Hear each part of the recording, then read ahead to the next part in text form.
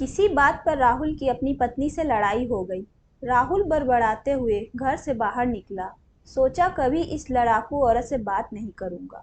पता नहीं क्या समझती है अपने आप को। जब देखो झगड़ा, सुकून से कभी रहने ही नहीं देती। नज़दीक के चाय के स्टोर पर पहुंचकर चाय ऑर्डर की और सामने रखे स्टूल पर बैठ गया। आवाज सुनाई, इतनी सर्दी में बाहर चाय पी रहे हो?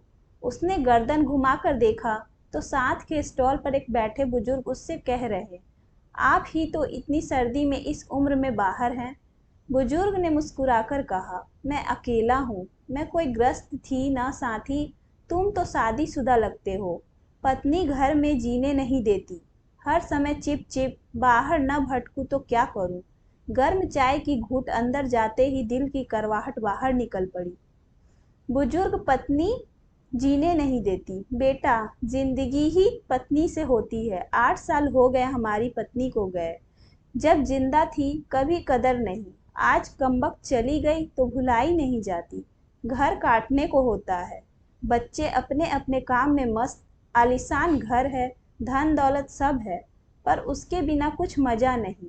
यूं कभी कभी, कभी यहाँ कभी वहाँ भटकता रहता हूँ।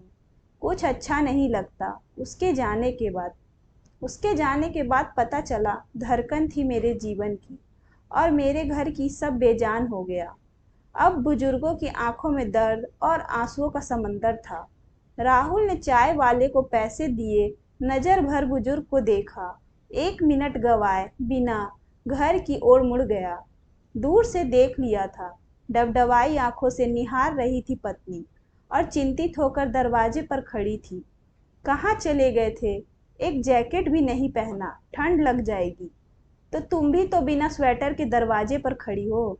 कुछ यूं दोनों ने आंखों से एक दूसरे के प्यार को पढ़ लिया। आशा करती हूँ पति पत्नी की यह कहानी आपको अच्छी लगी होगी। इसी तरह की कहानी को सुनने के लिए मेरे चैनल को सब्सक्राइब करें। धन्यवाद।